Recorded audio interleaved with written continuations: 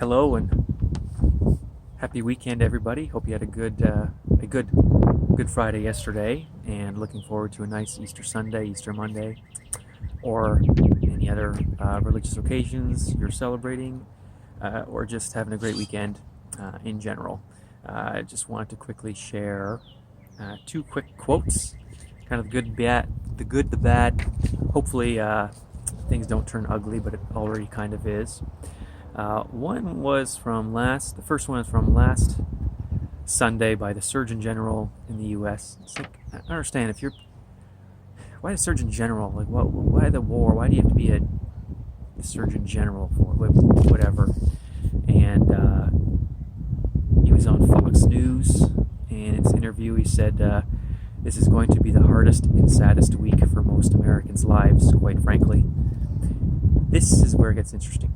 This is going to be our Pearl Harbor moment, our 9/11 moment, only it's not going to be localized. It's going to be happening all over the country. And I want America to understand that. So, why phrase it that way? I don't understand. Like, you're mentioning a couple false flag events. And then it's not going to be local. Now this is the week that's already passed. I don't think anything crazy already happened, but he said a week. So a week from Sunday, we still have till next Sunday.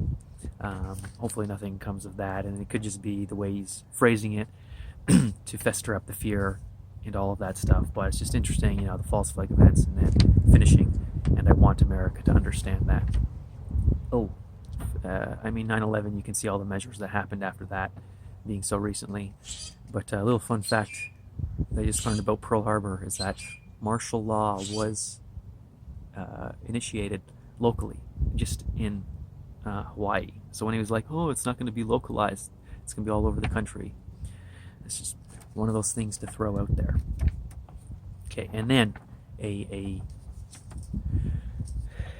quote, it was a tweet from the immortal Hulk Hogan, kind of a message of hope and self-reflection. So actually for this one, I gotta get my reading glasses. All right, I gotta help out with this one. If I have my reading glasses, I should get my reading hat too. Helps me read. Let's put this on here.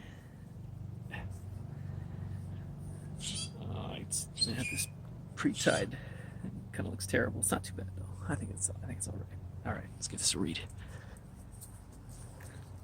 So the next day, he came out with this quote. So it would have been Monday morning, April 6th. Anyways, word up. Can you handle the truth, my brother? Only love. HH. Always in character. Isn't that great? You gotta love that. I think he's paraphrasing, applying it to modern times, but paraphrasing something from Chronicles in the Bible. I'm not sure exactly, but take the spirit of the message as it's intended. In 3 short months, just like he did with the plagues of Egypt, God has taken away everything we worship. God said, you want to worship athletes? I will shut down the stadiums. You want to worship musicians? I will shut down civic centers. You want to worship actors? I will shut down theaters. You want to worship money? I will shut down the economy and collapse the stock market. You don't want to go to church and worship me? I will make it where you can't go to church. If my people who are called by my name will humble themselves and pray and seek my face and turn from their wicked ways, then I will hear from heaven and I will forgive their sin and will heal their land. And then he adds, maybe we don't need a vaccine. Maybe we need to take this time of isolation from the distractions of the world and have a personal revival where we focus on the only thing in the world that really matters. Jesus was the last thing he finished off with. So before people get too wrapped up in just picking apart and certain things, you can extend that to just any spiritual faith, just belief in truth, trust in truth, trust in nature. And for those of you who have, not just taken the official narrative, and you've looked yourself, and you can see how there's a lot of misinformation, disinformation. The talking heads on TV, it's not like something that they're all in on. They just parrot the message, but without questioning it. And it's part of the undertones are that the society that has gotten away from not putting your faith and leadership in man, but in a higher purpose, a higher belief. You wouldn't be led down the ways to being deceived. The way that we are right now is part of what the Hulkster was getting at in his message here.